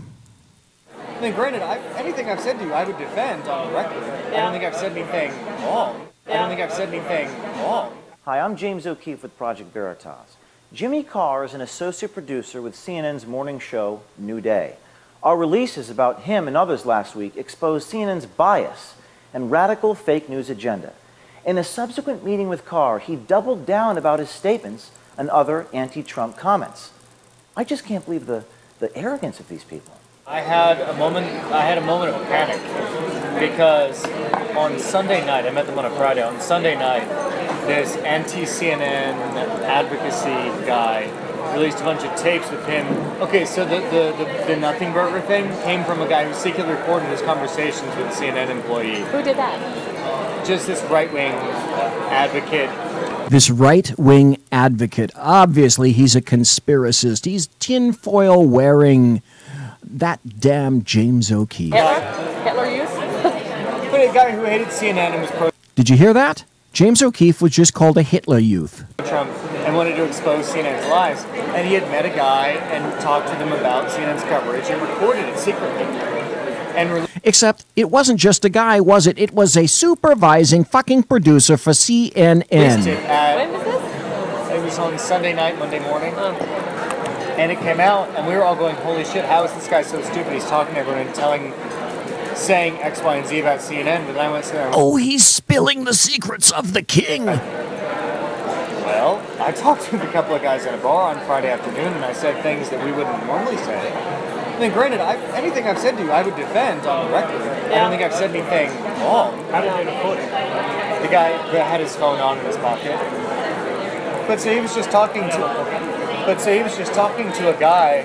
No, it was a secret recording. He had his phone voice recording in his pocket, talking to him, talking about, hey, don't you think CNN's coverage is a little ridiculous right now? And this employee said, well, yeah, I think it's over the top, and right now it's kind of bullshit. But I mean, that became the subject of 3 opening monologues on Fox News evening show. And I had the thought of literally, I missed it. I'm not bullshitting you. I literally went, holy shit, I hope those 2 guys that I met weren't trying to fuck with me and record me. I mean, granted, anything I've said to you, I would defend on the record. I don't think I've said anything wrong. We all recognize he is a clown, that he is hilariously unqualified for this, that he's really bad at this, and that he does not have America's best interests. We recognize it's justified and crazy. Would it be fair to question the intellect of the American voter? Oh no, they're stupid as shit. Oh no, that's stupid as shit. Sorry, who? What's she look like? Is she the one with She the... looks like she got hit with a shovel. She looks like she got hit with a shovel. Carr also let it slip that he and his coworkers are not exactly fans of their anchor, Chris Cuomo. Uh-oh. Now, all the other stupid bullshit that he said isn't going to get him in trouble, but being not a fan of Chris Cuomo, this guy, oh boy, pink slips are waiting for you, sir. Gravitas. So I also don't have a brother who's the governor. So. Yes, Chris Cuomo is Andrew Cuomo's brother, the governor of New York. Well, that's the gravitas. I've been I've lasted, what, an hour and a half listening to you. You're extremely intelligent. You're very well spoken. And I think you're a far better presenter than Chris Cuomo, just in how you present the issue. I totally disagree with you. I'm not drunk either. I cannot technically say anything, but I can simply say that there's a lot of us that spend a lot of time in the newsroom criticizing just the same points. Just the what? The same points. Yeah. There's a lot of people in the newsroom that are criticizing the same points, meaning criticizing Cuomo. I just can't stand that guy when he talks. After our video last week, New Day anchor Alison Camerata sent an email to the panelist who she suspected leaked the new audio of the selectively edited video CNN released. She seemed to be expressing some level of anger about the leak. We believe that Jimmy Carr, John Bonifield, and Van Jones are just telling the truth about what's going on inside CNN newsrooms across the country. It's a toxic culture of anti-Trump bashing, ratings grabbing, and just plain lazy journalism. And in light of today's CNN video blackmail scandal, they'll have to raise their standards if they have any chance of regaining trust with the American people. Balance your journalism, stop reporting fake news, work a little harder, and maybe, just maybe, you'll have a chance to save yourselves. Here's the deal. Why are these videos named Pravda? Why did James O'Keefe decide that he was going to name this series American Pravda CNN? That's because that's the Russian newspaper whose sole job during the Cold War was to act as nothing more than an arm and an organ for the Soviet government and the Communist Party. Nothing more. It literally trotted out the party line, just as CNN does for the Democrats and the leftist shock of shocks. You can't tell the truth. You're going to get in trouble. Hey, remember, if you will, remember that it was CNN who told us that it was illegal for us proles, us commoners, us groundlings, us serfs, us rabble, to actually look at WikiLeaks, when on the other hand, it remarkably was not so for CNN. Here's that Cuomo guy again. Also interesting is, remember, it's illegal to possess these stolen documents. It's different for the media. So everything you learn about this, you're learning from us. And in full disclosure, let's take a look at what is in there and what it means. Joining us now, CNN. Right, because only they have the lock, right? On real news, only they can determine what's appropriate for us to see and hear. Only they possess the wisdom and the authority to truly vet what can be considered as actual news for the consumption of the masses, thoroughly prepped, thoroughly sifted, thoroughly edited, just like you heard in the prior cut, as it were, for consumption by CNN's lessers. We are CNN's lessers. Don't you forget it. Well, tell you what, let's watch and listen from compiled from CNN's own video footage, how the network somehow manages to lose or cut off reporters when the information gets too close to actual facts or some kind of a negative impression about Hillary Rodham Clinton. But largely, Hillary Clinton's comments here today, John, were based around the recent violence that we have seen, the police-involved shootings of black men in Minnesota in Louisiana, and then the killing of white police officers by a black gunman in Dallas. That was really what she based her comments on around today. And remember, Hillary Clinton has some vulnerabilities herself, even as she calls for criminal justice reform. Hillary Clinton has some vulnerabilities. You might not want to go down that path, dear. Because of her support in the 1990s for anti-crime legislation that ultimately helped contribute to this era of mass incarceration that she now speaks out again. We just lost Breonna Keeler. With some Trump supporters. Just lost her. Let's play what they said. David Duke and people like that, they come out from under the rocks all the time around this time this year. It got nothing to do with Donald Trump. We're all Americans. I think we need to stop with all the racist stuff and the race baiting. Like me and my friend right here, we just met today, we was talking. You know, we got to stop with the racist stuff and this. The friend, this is a black guy talking. He's on the left if you see the video. The guy on the right that he's talking to, my friend that I just met, he's a Caucasoid. That we all Americans, man, and nobody paying David Duke no mind. Clearly, let me just be clear here. Obviously, the majority of Donald Trump supporters are not African American. I don't know how many African Americans were in that building, but that is one person that we have chosen to cut that sound from.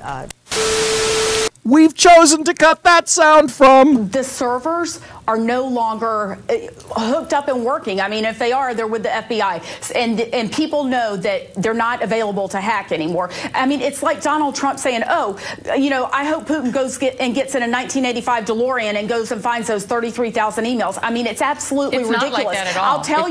I'll tell you what scares me. What scares me is the fact that the emails are out there somewhere probably, and that we could have a president that could be blackmailed over them. That's what concerns me. It's about our national security. Hold on. You can't just invent things. You can't just invent things. I'm not inventing anything. You just invented an entire thing. The FBI has already come out with a report on Hillary Clinton's emails. What you just said was an invented thing. There's no 33,000 emails. There are other work-related emails that they did not produce to state and that we did not find elsewhere and that are now gone because they deleted all emails they did not produce to state, and the lawyers then cleaned their devices in such a way as to preclude complete forensic recovery.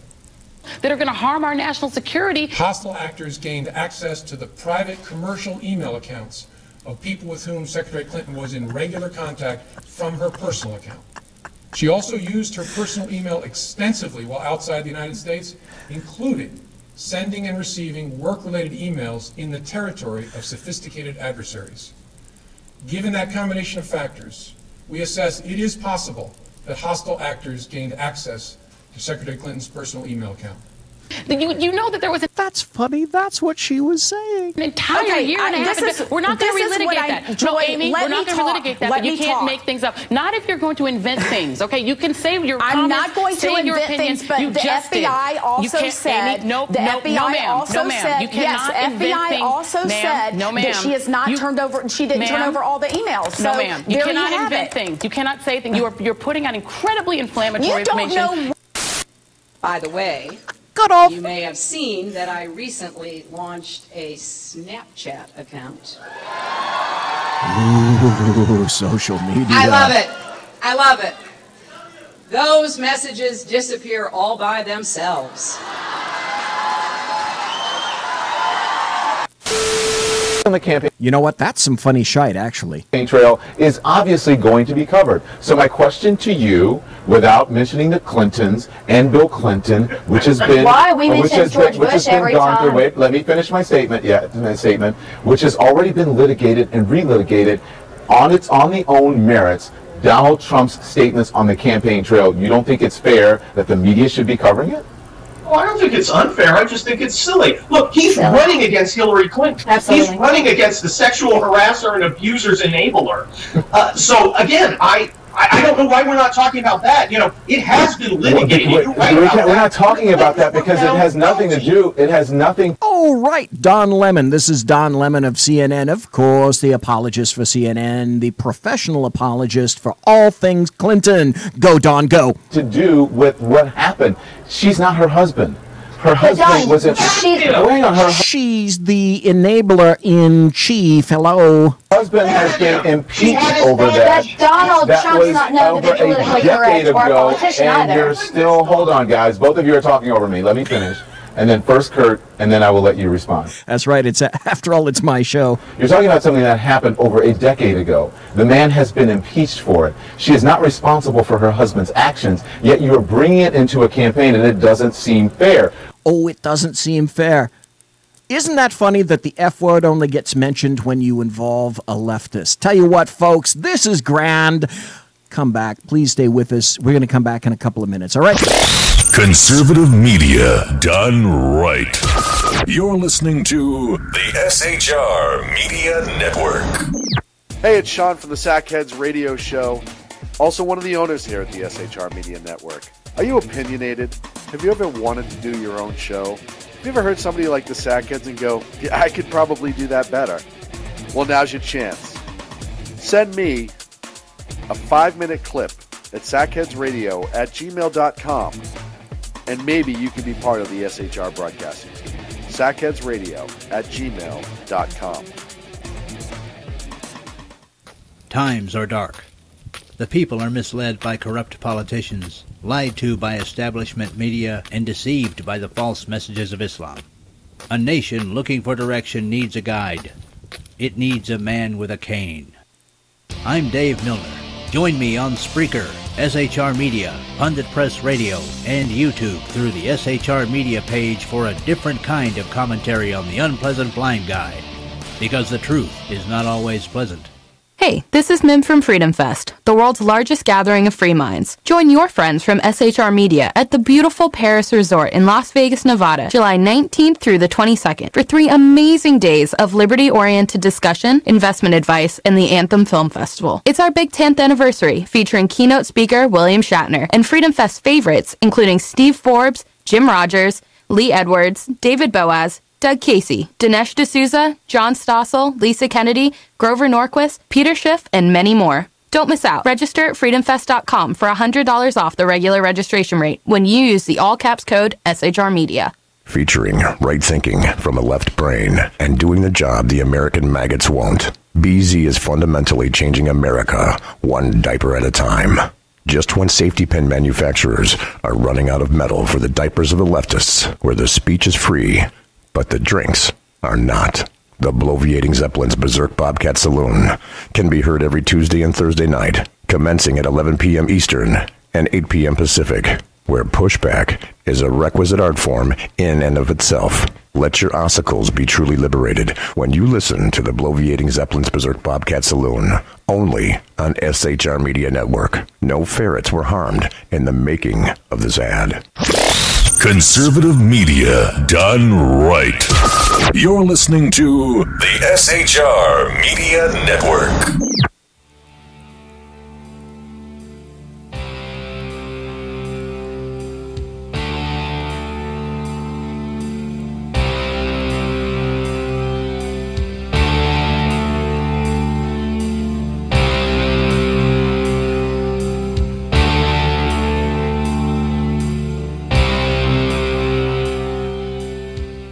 Again, thanks to everybody in chat. We still have Carrie Baxter Donovan in chat. Mike's in chat. Reactionaries in chat. Kel Fritzy's in chat. Mary Brockman is in chat. Dave Milner is in chat. Dave Milner was saying in chat, Mark, I guarantee lefties say the Project Veritas stuff is fake videos. Dave also said, hey, putting on my headphones, volume differences here isn't good after midnight in an apartment building. And then Mary asked me, why don't I light the lava lamp on Sackheads? Well, customarily, Mary, I have to say that I do usually light the lava lamp, but Sean is redecorating. Okay, I wasn't necessarily going to go there, but I am going to go there. Sean has been redecorating and putting computer equipment around in various places. So the plug over where I sit normally is now taken up with some other computer things. And for the first time last night, I could not plug in the lava lamp. Trust me when I say that disappointment was dripping off my face. It was so sad. So anyway, thanks to everybody in chat. We were listening to CNN prove once again that it was just full of unmitigated bull, and Don Lemon was giving crap to people who were trying to speak the truth. What if you did the same thing with Donald Trump from something his spouse or his father, if someone else did in his family? It has nothing to do with him running for president. We're talking about his own actions, his own individual merit. So, if you're going to talk about Hillary Clinton, then bring Hillary Clinton's actions into it. Don't bring her husband's actions into it. I'd like to bring Hillary Clinton's actions into it. Absolutely. When she was given the choice between standing with a serial sexual abuser. Oh, fingers pointing, boom, boom, boom. We actually hit the crux of the biscuit right there. Glorious. All right, Kurt. Stop. That's not fair. Not fair. That's not fair. Not fair. It's absolutely fair. Oh, that's like, it's not fair to talk about Chappaquiddick to Ted Kennedy, who was a wonderful, a fabulous swimmer when Mary Jo Kopechne was in a car underwater, upside down, had no spatial orientation whatsoever. He ran back to some friends who said, you know, maybe better go back there and check Mary Jo Kopechne. No. Can't mention that either, right? It is not fair. It is not fair. It is a low blow. It is the, yes, I want to end this. This is the lowest of the low. The lowest of the, it's the lowest of the low to mention the truth. CNN and the truth are like this. If you're watching me on YouTube, it's like I'm extending my arms the furthest part away. And if I was Mr. Fantastic from the Fantastic Four, I'd actually extend my arms further than that. To do with Hillary Clinton. And it's just a cheap shot that, can you please stop? Can we stop? Can we cut him off, please? Thank you. Can we cut him off. Thank you. We're done. There we go. Thank you. We'll be right back. When you get one-on-one, especially if it's Hillary, okay? Donald Trump will go places nobody is willing to go, where the media at this point isn't willing to go. Meaning where CNN isn't willing to go. Bringing up Clinton's women who say they were intimidated by Hillary, having them come forward and speak a litany of issues that I'm you thinking can't that even might not imagine. be a winning argument for Donald Trump right at this moment. That isn't going to be a winning argument for Sure Donald it Trump. will. How many derogatory things has he said about women? You know how numbers many among young women are 75% right now. You know how many He young is not women going in this to make that up. There is no way he can win. Do you know how many young women in this country don't even know that Bill Clinton was impeached? No, maybe they heard Monica Lewinsky. They don't know. And good old Hillary did I say it Rotten Clinton? Hillary Rotten Clinton stood by her man. The women that have accused Bill Clinton of sexual improprieties. A serial predator. And that I prosecuted them. has said they've been threatened and intimidated by Hillary Clinton. You know, Hillary Clinton said that people have a right to be heard. Don't let anyone silence your voice. You have a right to be heard, and you have a right to be believed. We're with you. That's right.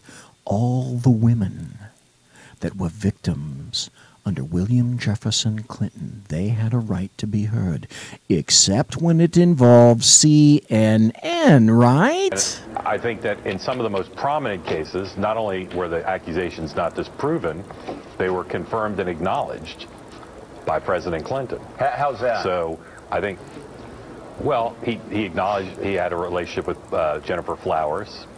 He paid Paula Jones off in a settlement. Yes.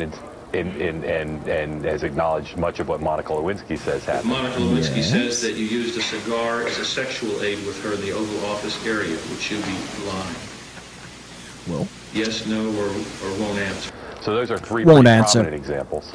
A girl who was raped by a pedophile that Hillary Clinton bragged about getting off. Wait, let me finish. Hillary Clinton. What do you mean? You don't even want to hear it? What do you think would have happened had William Jefferson Clinton been a Republican, for fuck's sake? We would still be talking about it today. Instead, William Jefferson Clinton is a revered individual only on the left. That Hillary Clinton is on tape bragging about, as a lawyer, getting off on a technicality. An audio recording of an interview with Mrs. Clinton from the early 1980s was dug up. In that clip, Mrs. Clinton seems to admit she knew the defendant was guilty. Remember that case where I represented that guy? It was a fascinating case. It was really an interesting case. This guy was accused of raping a 12-year-old. Of course, he claimed that he didn't. all this stuff. He took a lie detector test. I had to take a polygraph, which he passed, which forever destroyed my faith in polygraphs. How did it turn out? Oh, he plea bargained. He got He plea bargained. I plea bargained him out. off with time served in the county jail. He's been in the county jail about 2 months. That woman now says he got jail. 2 months. Woohoo.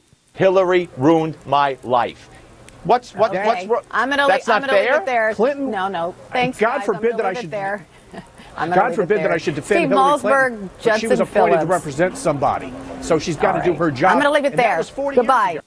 Hillary Clinton blamed the victim. Number 101 when you're dealing with rape cases, don't blame the victim. She blamed a 12-year-old girl, a 6th grade 12-year-old girl, of seeking the attention of older men and fantasizing about being with older men. There's audio. Wait, we haven't corroborated any of this, so, I mean, I just think you should be very... It's widely reported. It's widely reported. Widely reported. So is the National Enquirer. Widely reported. We Widely can reported go. Ooh, except we haven't been saying it on CNN. So if we don't say it on CNN, it's not true. It's not on this network, I would point out. Hillary Clinton had accused her of some sort of culpability in her own attack. Widely reported. We Widely can reported go. doesn't mean anything. It's not on this network, I would point out. Wait, we haven't corroborated any of this. Clinton wrote of the victim, "I have been informed that the complainant is emotionally unstable with a tendency to seek out older men and engage in fantasizing."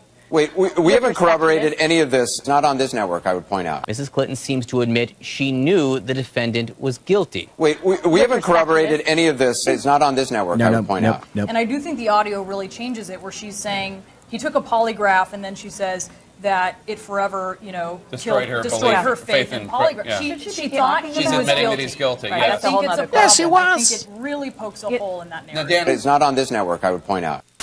But here's the thing. I understand you have a right to a trial. I understand that an attorney has an obligation to a client. I understand that. But taking a 12-year-old or a 16-year-old and doing what lawyers do and making it and turning the case all on them, that they were the provocative whore, that's despicable. And then coming back and saying that you're going to stand for women's rights. After you just prosecuted, you defended a rapist. But you're a great supporter of women's rights, and you need to be president. Hell, it was your turn. Just ask Hillary Clinton. She was due this. She'd sucked enough political cock in her career so that she needed to. It was fundamental fairness. She was due the presidency. Because she'd supported William Jefferson Clinton all along in that time.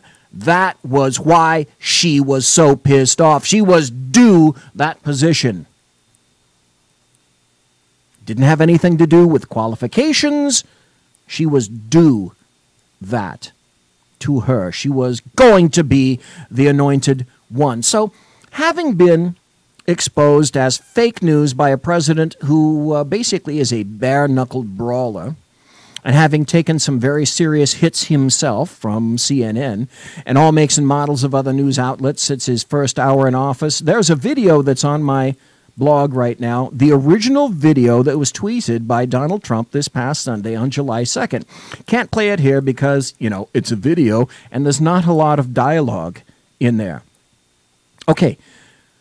I thought it was fairly creative. It wasn't great, technically, but it was kind of creative. Was it horribly offensive? Worse than, bear scat pooping in the your neighbor's pool? Not hardly. In fact, I thought, like I said, it was creative and amusing. Did I actually laugh out loud? No, but I don't really mostly do that these days. But, however, instead of taking a large cup of shut the fuck up, CNN did the one thing that they really ought not to have done. They made a huge deal out of that video. And they said, in essence, that CNN and reporters' lives would be lost. And the earth would stop rotating on its axis due to that video. Not unlike the one which clearly predicated, that Benghazi attack in 2012, because that was due to a video too. I think Howard Kurtz has some insight about this regarding CNN and that particular video. CNN is once again taking heavy fire tonight. Some are even alleging the news channel has engaged in attempted blackmail, a charge CNN strongly denies. Fox News media analyst and host of Fox's Media Buzz, Howard Kurtz. Was it blackmail? Was it subject criminally? I'm going to come and tell you about those things. Explains. The person behind the wrestling video tweeted by President Trump, who's seen tackling a man with a Photoshopped CNN logo, has apologized. But the story behind that apology has sparked new criticism of CNN. Let me tell you about another thing that I mentioned last night on Sackheads. One of the things that I heard about the creator of this particular video was that it was a 15-year-old. Let that information come out, and then let CNN go after a 15-year-old and see how well that plays in Poughkeepsie. Network saying the video endangers journalists track down its creator. His screen name, a crude takeoff on a Star Wars character, who first posted it on the online message board Reddit. The network isn't disclosing his identity, and that triggered a Twitter uproar and an on-air debate. I mean, I think that we're protecting his safety. Yes. That CNN is protecting his safety because... Is that our job? It's a little convenient to apologize when you're exposed, and there's a lot of stuff on this person's site. You're not a bigot. Well, wait a minute. CNN can't have it both ways. They said they were doing it to protect his safety because they feared for his safety. They thought that he was going to get threatened. But wait, wasn't it CNN who said, you know what, if you don't come around, though, we are going to expose your name. You can't have it both ways, CNN. It by accident. Cuomo quickly deleted a tweet on the subject. The story by CNN's Andrew Kaczynski says CNN is not publishing Han Blank Solo's name because he is a private citizen who has issued an extensive statement of apology, showed his remorse by saying he has taken down all his offending posts, and because he said he is not going to repeat this ugly behavior on social media again. CNN reserves the right to publish his identity should any of that change. Wow. What does that sound like to you? I know what it sounds like to me. Is that a threat? Donald Trump Jr. accused the network of bullying the man, tweeting, if only CNN spent as much time tracking down info on IRS targeting, Fast and Furious, Iran deal, etc., as they did a meme writer, hashtag CNN blackmail. What if it turns out to be a 15-year-old? What if it's found out that it's a 15-year-old and the entire corporate structure of CNN wants to smear a kid? A network spokesman said today CNN decided not to publish the name of the Reddit user out of concern for his safety. Any assertion that the network blackmailed or coerced him is false. CNN said the man apologized and deleted his account before speaking to its reporter, and that the network explained the withholding of his identity to be completely transparent. Quote, CNN never made any deal of any kind with the user. The Reddit user posted an apology for the posts made that were racist, bigoted, and anti-Semitic. Yeah, but did they ever say what the nature of those posts were? They were the ists in their view, but what were they really? I am in no way this kind of person. The meme was created purely as satire, was not meant to be a call to violence against CNN or any other news affiliation. It was remotely funny. It was actually funny. I didn't laugh out loud, but wait until you see the memes that are on my blog. If you thought that one was vaguely amusing, then wait until you see the ones when you go to my blog. I'm not going to play them here because, you know, they wouldn't give you half the jollies that watching them would. Even CNBC, however, came back against CNN and said CNN faces backlash over handling of doctored Trump videos. Did CNN say that? No, of course they didn't. Blackmail indeed, by a corporation worth billions of dollars and having a massive cadre of attorneys on tap against one citizen whose privacy was violated so that CNN could save sort of a modicum of, face. I ask one thing. Look at 18 U.S.C. 241. It's on my blog, but I'm going to tell you what the definition is right here. You tell me if you think this is applicable to CNN. U.S.C.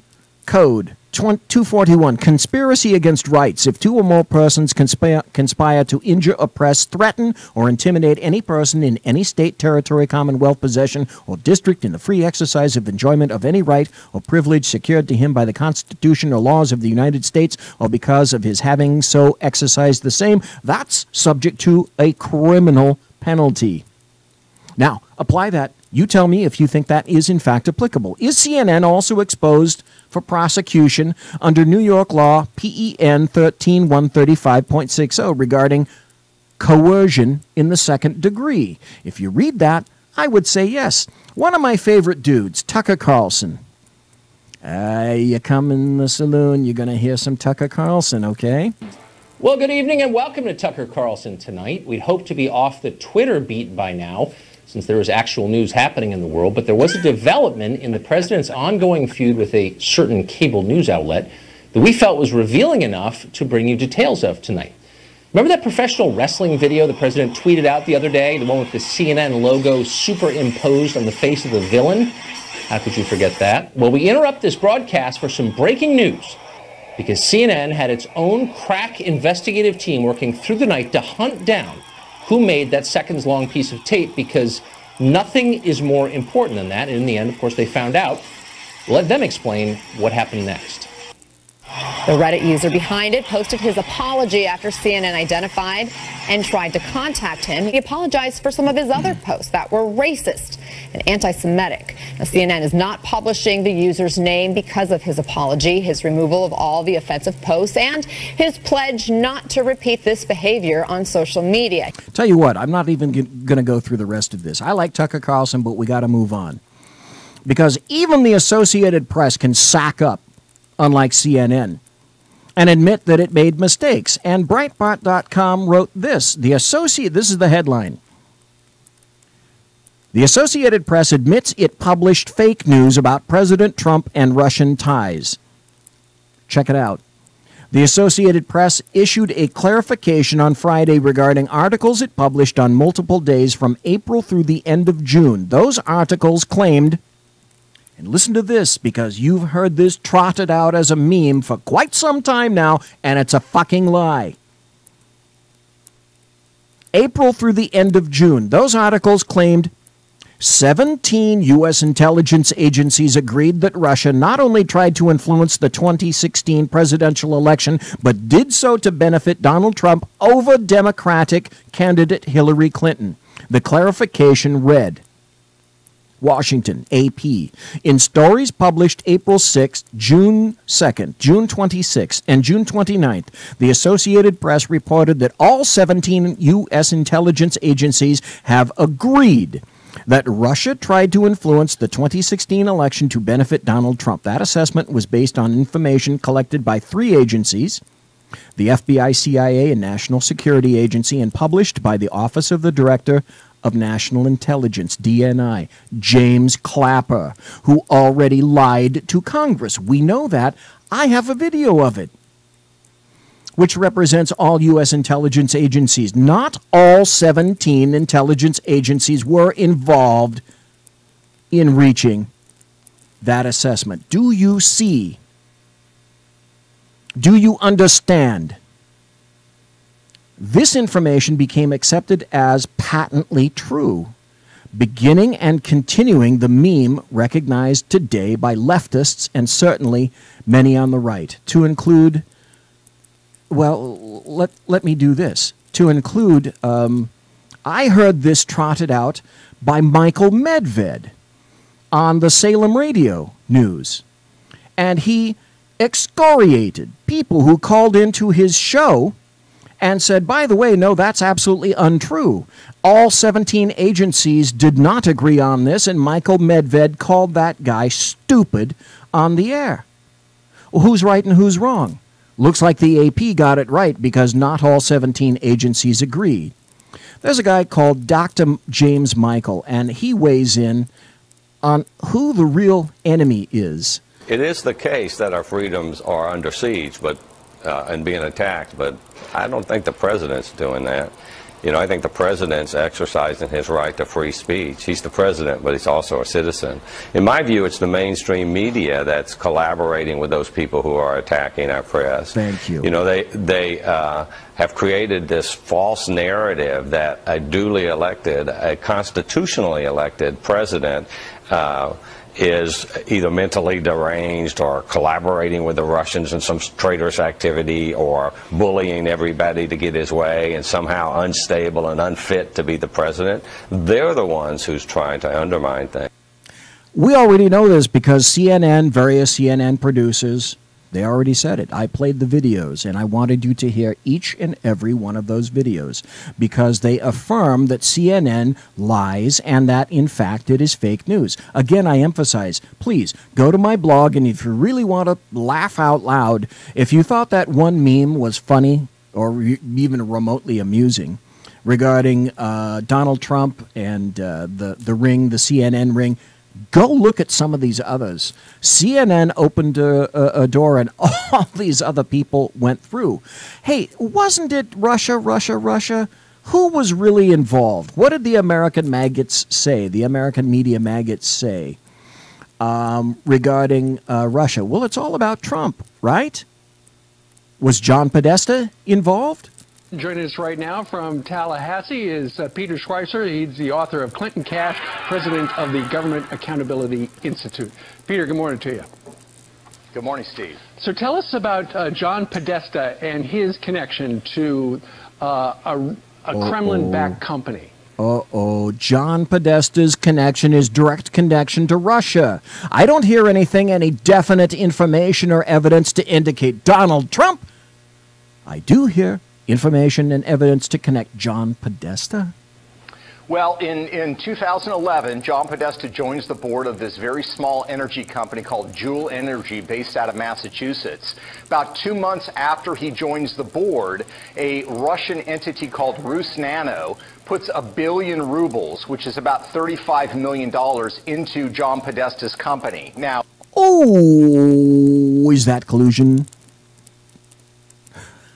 You can't write this shit. You can't write it. That's why you're here listening to it, because you didn't write it. What is Rusnano? Rusnano is not a private company, Steve. It is a fund directly funded by the Kremlin. In fact, the Russian science minister called Rusnano Putin's child. So you have the Russian government investing in one of John Podesta's businesses in 2011 while he is an advisor to Hillary Clinton at the State Department. While he's an advisor to Hillary Clinton. While he's an advisor to Hillary Clinton at the State Department. Okay, does anybody in the Trump circle rise to the level where there's this kind of money involved? No, I haven't seen that yet. Nobody that is, has an advisory role in the White House has had this money exchanged, and certainly the money hasn't exchanged, as far as we know, while they have been advising the president. Okay, so all that big money when he was an advisor to Hillary Clinton, who was running for president, he was and also at White Mamba, at the U.S. Department of State. But also, wasn't he a special counselor to Barack Obama when he was president and did not disclose the fact that he had, apparently, it looks like, in his portfolio, all this Russian money? Right. Yeah, I mean, this is part of the problem, Steve. So then in 2013, he goes to the White House to be special counselor to Barack Obama, and that requires that you have financial disclosures every year. In his financial disclosure form in 2013, he not only fails to disclose these 75,000 shares of stock that he has in Juul Energy, which is funded in part by the Russian government, he also fails to disclose that he is on one of the 3... Yeah. Here's from Breitbart, because here's the fallout from CNN. CNN losing to FX, Nick at Night, TLC, as scandals, controversies take toll. CNN, rocked by fake news scandals and accusations of blackmails, is taking a significant hit in its primetime ratings, losing not only to Fox News and MSNBC, ooh, that's terrible, but also to FX, TLC, the Learning Channel, the Discovery Channel, Deadliest Catch is beating CNN's butt, and even children's TV network Nick at Night. Grand, loving it big time. I have to tell you, CNN is nothing like an impartial, objective network. They are everything but. They have done their level best to get balcony seats in the theater of their own demise. It wasn't easy. It was long, hard, difficult work. But they've finally broken through to the point where more and more people are truly beginning to realize that CNN is, in fact, fake news. Sites are now being set on other networks and other media organs. You're going to have to trust me on this one. Oh, yeah, okay. CNN allowed 3 reporters to resign over fake news, a result of a retracted story about Russia. But they have obviously not seen the light. I don't think they can. Let's be honest, CNN is acting just like Hillary Rodham Clinton for the exact same reasons. They both can't admit that November 9th ushered in a new president. Neither of them can admit that they may have even been the slightest percentile responsible for their current plights. They are the victims. They're the victims. It's always someone else's fault. It's never theirs. They completely lack the ability to conduct introspection, to possess insight in any form, to focus their own incredibly critical and judgmental eyes inwards. This is definitely a new paradigm shift for the American media maggots. And, oh wait, guess what? It's not going to get any better.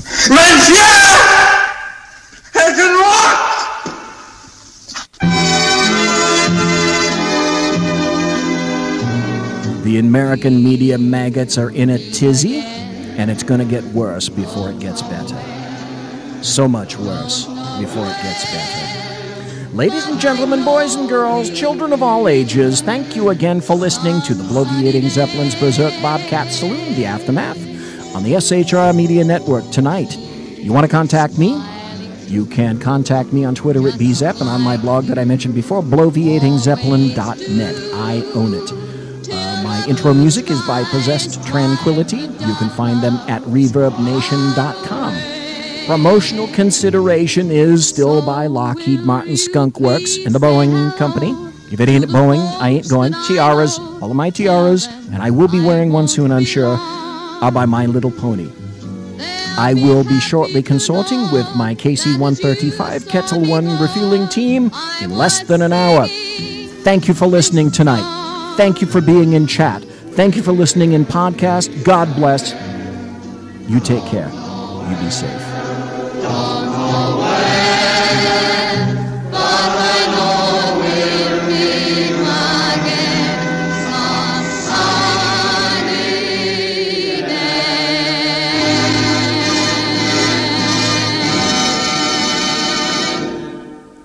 Everybody quiet down now and get some sleep. Good night, everybody. Good night, Mama. Good night, Ben.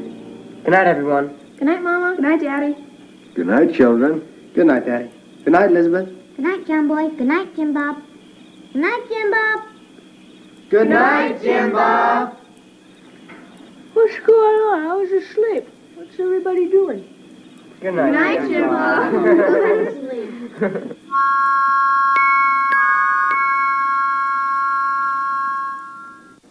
Good night, and good luck.